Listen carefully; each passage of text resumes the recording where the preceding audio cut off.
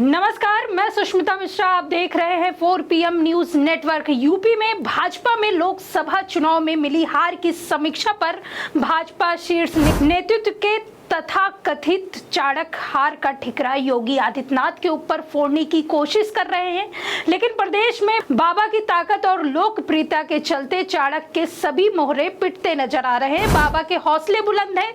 दिल्ली जानती है कि अगर बाबा को हटाया गया तो प्रदेश में भाजपा के लिए बड़ी मुश्किल खड़ी हो जाएगी। पूर्व सीएम कल्याण सिंह के जमाने को याद किया जाए तो जिस प्रकार कल्याण सिंह को हटाए जाने के बाद 3 दशकों तक भाजपा को बाहर रहना पड़ा था, उसी प्रकार योगी को हटाने के बाद भाजपा यूपी से 3 से 4 दशकों तक के लिए बाहर रहना पड़ सकता है और इतना बड़ा रिस्क पार्टी कभी लेना नहीं चाहेगी। इसलिए लगने लगा है कि सब कुछ ठीक चल रहा है। सीएम योगी से हुई निषाद पार्टी के अध्यक्ष संजय निषाद की मुलाकात को बेहद अहम माना जा रहा है। संजय निषाद की योगी से मुलाकात को योगी के बढ़ते प्रभाव और संजय निषाद के बैकफुट पर आने के तौर पर देखा जा रहा है। उधर दिल्ली की बैसाखी कमजोर होने से बाबा की ताकत में इजाफा होता दिखाई दे रहा है। उत्तर प्रदेश की सियासत चर्चा का विषय बनी हुई है। इस बीच सिराथू से विधायक अपना दल कामेरावादी की अध्यक्ष पल्लवी पटेल ने यूपी के मुख्यमंत्री योगी आदित्यनाथ से मुलाकात की है।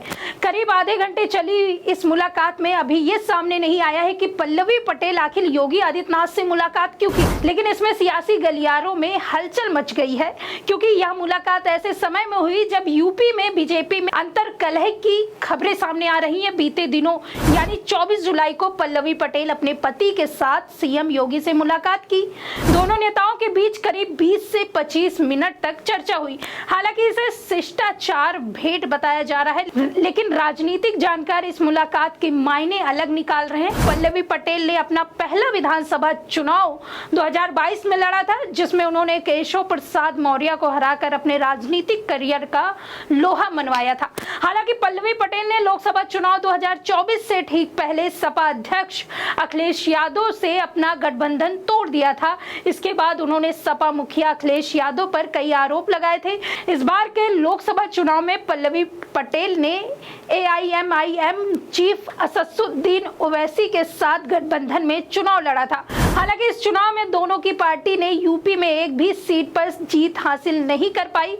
हालांकि पल्लवी पटेल और सीएम योगी आदित्यनाथ की मुलाकात ने यूपी की सियासत तेज कर दी। माना जा रहा है कि सीएम योगी और डिप्टी सीएम केशव प्रसाद मौर्य के बीच सब कुछ ठीक नहीं चल रहा है। हाल ही में केशव प्रसाद मौर्य ने पार्टी कार्यकर्ताओं को संबोधित करते हुए कहा था कि सरकार से बड़ा संगठन है। आपको बता दें, पल्लवी पटेल अपना दल कामेरावादी पार्टी की नेता है।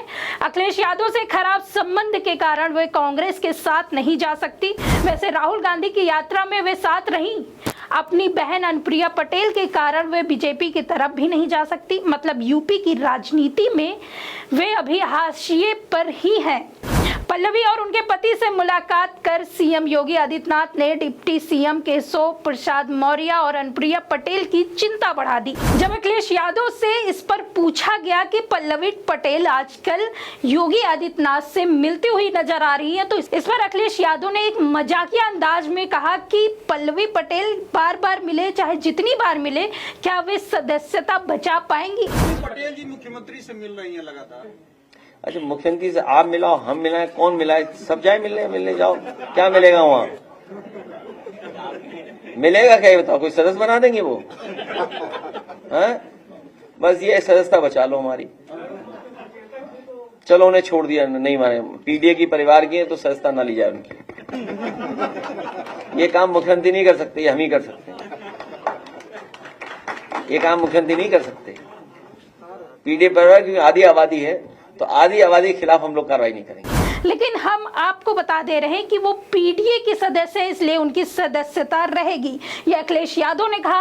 उसके बाद अखिलेश यादव ने केशव प्रसाद मौर्य के ऊपर जमकर निशाना साधा। उन्हें यहाँ तक कह दिया कि वे वाईफाई के वो पासवर्ड है जिसका इस्तेमाल बीजेपी कर रही है। आप ये वीडियो देखिए। मोहरा है, दिल्ली के वाईफाई के वो पासवर्ड हैं।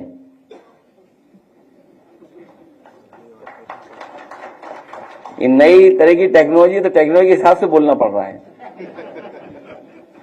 आप समझ गए हो कौन मोहरा है? सुनने में आया कि मौर्य जी मोहरा हैं, दिल्ली के वाईफाई के पासवर्ड हैं।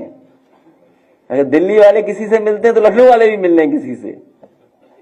तो बताओ सरकार चलेगी ऐसे? क्या सरकार चलेगी बताओ? और जिन्होंने बिगाड़ा है सब कुछ, क्या वो लोग ठीक करेंगे? और सबसे गंभीर सवाल मैं आपके सामने रखता हूं। मुझे याद है कि इस प्रदेश के गवर्नर थे, हमें चिट्ठी लिखते थे और अखबार में सरकार को, समाजवादियों को बदनाम करने के लिए जातिवादी का आरोप लगाते थे। बताओ कोई है कहीं कोई जो गिनती करे कौन कहां बैठा है? बताओ मुख्यमंत्री जी कौन है, मुख्य सचिव कौन है, प्रमुख सचिव कौन है गृह, और विभाग में कौन कौन कहां बैठा है? सोचिए आप भी तो थे, कभी कभी उठाते थे सवाल जातिवाद का। तो आप विचार करिए, गंभीर सवाल है। तो यूपी ऐसे नहीं चलेगा। यूपी की जनता को इन्होंने धोखा दिया है। यूपी की जनता का इन्होंने सब कुछ बर्बाद कर दिया। बजट की बात तो लोकसभा में होगी कि यूपी को क्या मिला। हालांकि प्रेस के सामने मैंने कहा कि अगर पूर्वांचल एक्सप्रेसवे में केवल 25 किलोमीटर ये सरकार बना देती तो दिल्ली से भागलपुर तक आप एक्सप्रेसवे पे चले जाते। तो देखा आपने इस वीडियो में, अखिलेश यादव अक्सर केशव प्रसाद मौर्य को अपने निशाने पर लेते रहते हैं, लेकिन गजब की बात यह है कि केशव प्रसाद मौर्य भी सामने आकर जवाब भी दे, लेकिन अंदर खाने में क्या मौजूद है, क्योंकि योगी आदित्यनाथ अब वो कर रहे हैं जो केशव प्रसाद मौर्य और दिल्ली दरबार को पसंद तो बिल्कुल नहीं आएगा। फिलहाल इस वीडियो के बारे में आप क्या सोचते हैं कॉमेंट करके जरूर बताइए। हमारे चैनल को सब्सक्राइब करिए, लाइक करिए और शेयर करना बिल्कुल मत भूलिए। तब तक के लिए देखते रहिए 4 PM न्यूज नेटवर्क। मैं सुष्मिता, नमस्कार।